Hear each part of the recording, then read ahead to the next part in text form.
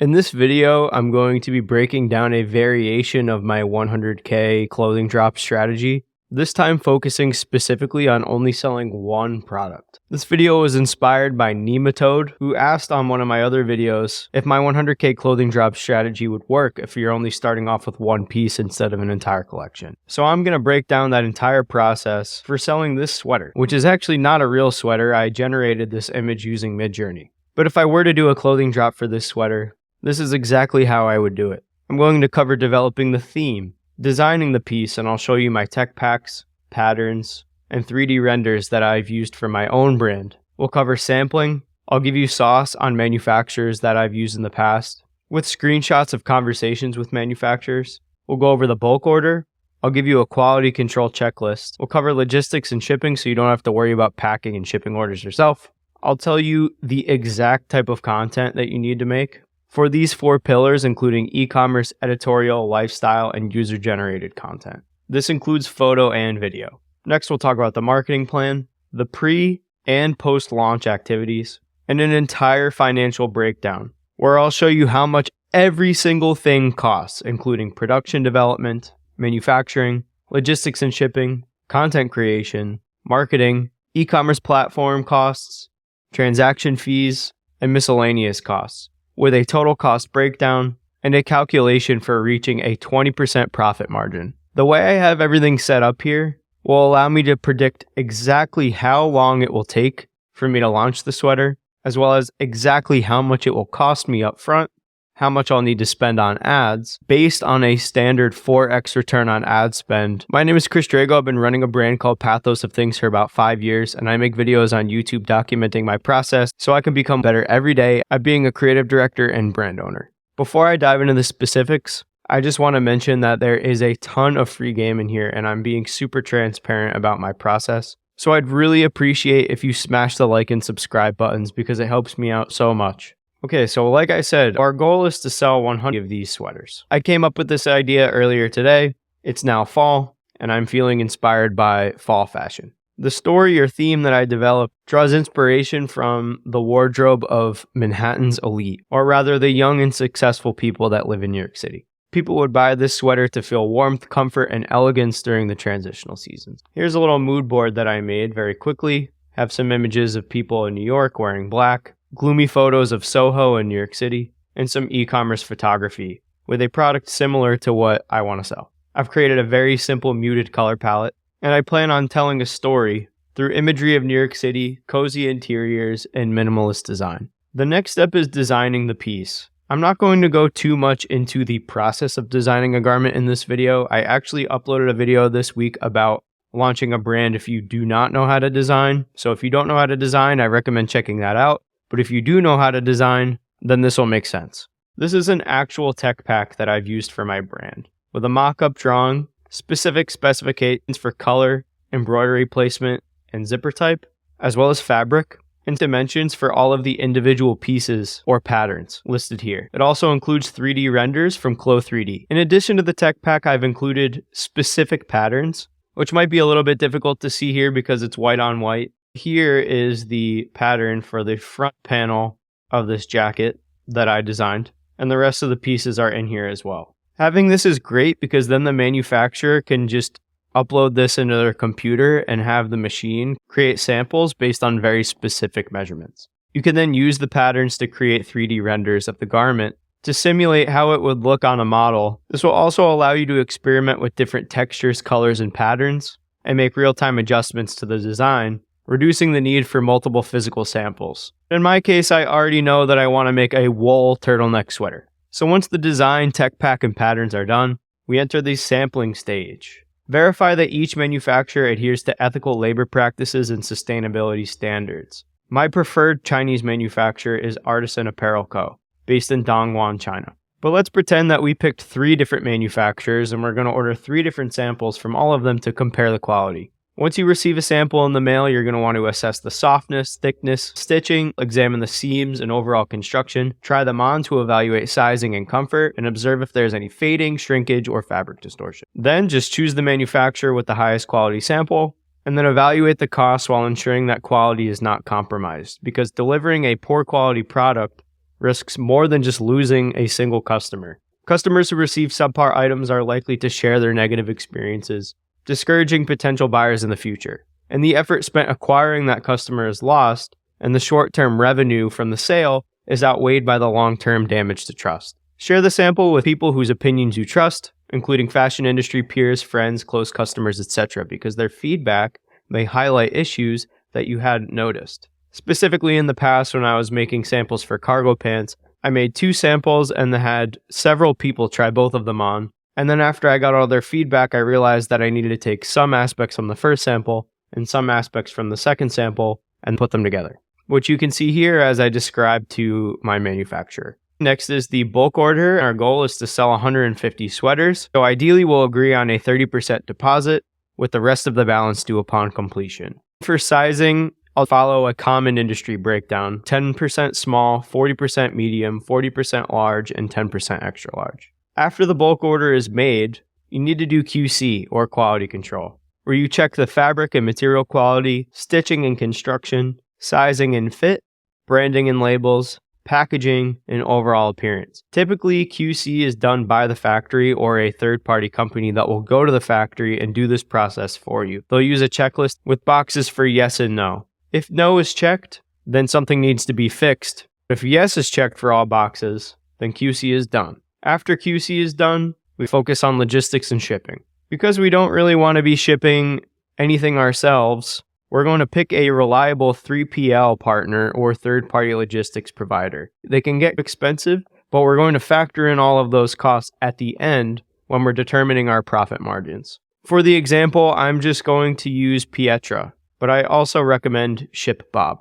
Within Pietra, we'll set these domestic delivery benchmarks for same-day dispatch, standard shipping, expedited shipping, and they'll provide customers with real-time tracking. We'll also set up a returns and exchange policy and a support system to handle inquiries and issues promptly. The returns and exchanges policy will live on the website. Before switching to using a third-party logistics service, I packed and shipped all of the orders for my brand myself. As you can see here, I'm weighing the product, I'm printing the shipping labels, packing everything in custom poly mailers myself, packing more products, and I'm ready for the post office. At a certain point, it's good to buy that time back by using a 3PL. Okay, the next stage is the content stage. For this, we're going to hire a photographer experienced in fashion and product shoots. We're going to create e-commerce content to sell products, editorial content to sell a vibe, lifestyle content to sell the lifestyle, and get user-generated content for marketing and social media. Here's my vision for the e-commerce photos. I generated all of these photos with Midjourney. They're all AI generated. Just for the sake of this video, I would never use AI generated images for product pages or for my own brand's website or ads. This is just for the sake of this video. As you can see, the lighting is very soft. It's a flat lay photo showcasing the product, model from the front, the back, another model with various poses, and then a female model with various poses as well. For editorial photos, we want to create a look like a glossy magazine page with actual art direction, so it doesn't just look like this against a white background, and more dramatic lighting. Then for lifestyle photos, because our primary demographic is successful young people in Manhattan, I mocked up these 4 images, which are aspirational. We have very good looking people getting out of an expensive vehicle in what looks to be Soho, in the evening, getting a drink, and living a generally lavish but mysterious lifestyle. I choose a minimalistic studio and a cozy outdoor setting to reflect the theme. I'd select handsome models that represent the brand's target demographic, and I'd capture a mix of product-focused images and lifestyle shots. For videos, I'd focus on getting behind-the-scenes footage, which includes the production process. This is an actual video for my brand, Pathos of Things. This is the process of creating or designing a garment within Clo3D. This is great for product pages and social media. Here's some other good examples. This video is a creative but simple unboxing video, highlighting the quality of the product. Then some very standard and simple e-commerce content against a white background. Here's a behind-the-scenes iPhone style video showcasing the models in their natural element during the shoot. Then we're going to need some user-generated content, or UGC. We'll identify micro-influencers who align with the brand, and we'll send them the sweater in exchange for honest reviews and content sharing. This video is a perfect example and showcases exactly what I mean. As we see here, vertical, very simple, shot on iPhone with a tripod, minimal editing, looks super clean, and will convince someone to buy. Next, for the marketing, first I defined the target audience as people 25 to 45 years old, unisex, in urban areas with colder climates like New York City, that have middle to high income. These people are interested in fashion, sustainability, and luxury goods,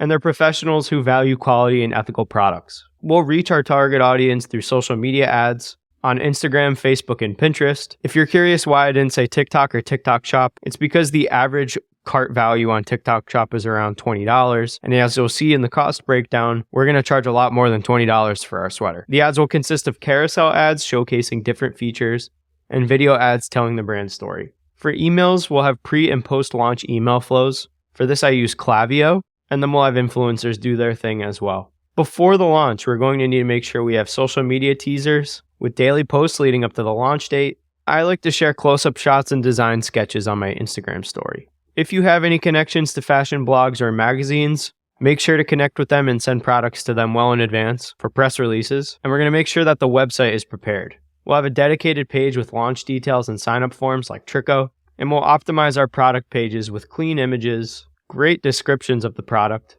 the pricing, easy size selection, and details for fit and materials. On launch day or after the initial launch, we need to send out our email blast. We can include an exclusive discount code and we'll host an Instagram Live to showcase the sweater and answer any questions. On the day of the launch, it's important to respond promptly to comments and messages as they come in. After you launch and you are making sales, you need to make sure that your orders are fulfilled, which can be handled by your third-party logistics, but just check in with them to make sure that everything is running smooth. Your 3PL should also provide customers with tracking information and updates. We'll send thank you emails, which are personalized, including customers' names, to express gratitude, and we'll include a discount code for future purchases to encourage repeat buys. In these emails, we'll also ask for feedback and encourage product reviews on the website and social media. These product reviews will lead to testimonials, and we'll share those customer testimonials on all of our marketing channels and website. This is also a little bit of an old strategy, but you can promote a branded hashtag to collect user-generated content. I know hashtags are a little bit old school, but if you can easily see all the people on Instagram who are posting hashtag Pathos sweater, then you can easily collect all of the UGC on Instagram around that product. Okay, so now let's go over all of the costs for everything involved in the creation, sampling, production, and launching of this product. To recap, we're selling a wool sweater and we're getting it manufactured in China. We're ordering 150 sweaters. Based on my experience, we can assume that the cost per sweater is around $18, and we'll retail this sweater for $135. We can determine our total revenue goal by multiplying 150 sweaters by $135, which comes out to $20,250. We can assume that our ads will perform at a 4x ROAS or 4x return on ad spend. Basically, for every dollar that we spend, we'll make 4 back. And our target net profit margin is 20%, which I'd say is pretty good for luxury streetwear brands. Based on my research, most luxury streetwear brands can expect to fall between 15 and 30% for their target net profit margin. For the product development, we're going to need to hire the Clo 3D Atelier, which will cost about $250.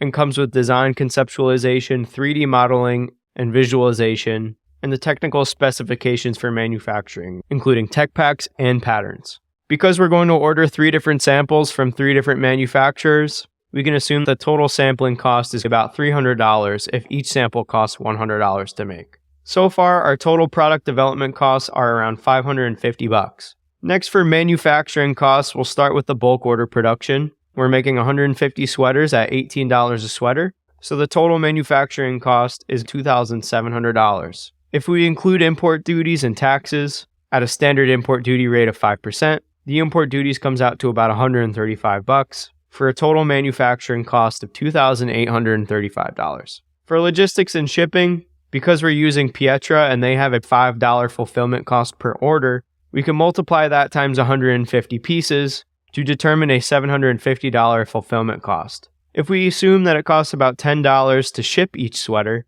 then we can calculate a total shipping cost of $1,500. But note that the shipping cost can be charged to the customer or included in the retail price. For packaging, let's assume that the packaging material per sweater comes out to around $2, so the total packaging costs $300.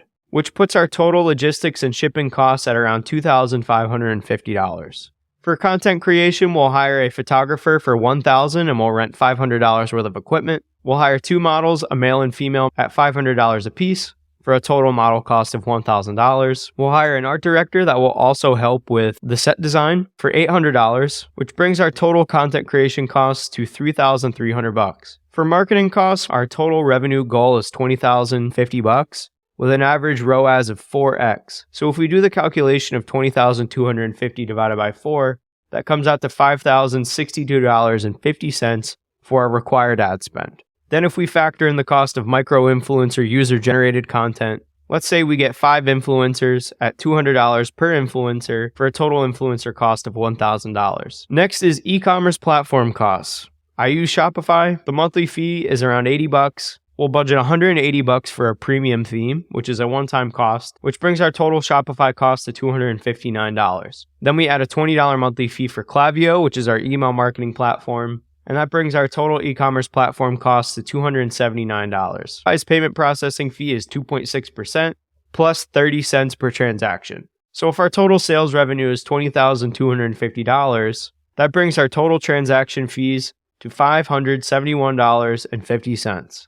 Then we'll throw in $50 on top just to register our domain for the website. Here's the total cost breakdown. Product development costs, $550. Manufacturing costs, $2,835. Logistics and shipping, $2,550. Content creation, $3,300. Marketing, $6,062.50. E-commerce platform costs, $279. Transaction fees, $571.50. And then other costs for the domain, $15. Which brings our subtotal to $16,163 to put this entire sweater drop together. But those are just the costs. How much are we going to make in terms of revenue and profit? We've already calculated the total revenue, which was $20,250. The net profit is the total revenue minus the total costs. So we can calculate the net profit to $4,087. If we calculate the net profit divided by the total revenue times 100, we end up calculating a net profit margin of 20.19%. We spent $16,000 to put it all together. We made $20,250 back, and we walked away with $4,000 profit in our pocket. All right, so that's it for this video. If you learned something new or found this valuable in any way, please like and subscribe. It helps me out so much. If there's a topic you'd like me to cover in the future, please leave a comment, and I'll see you in the next video.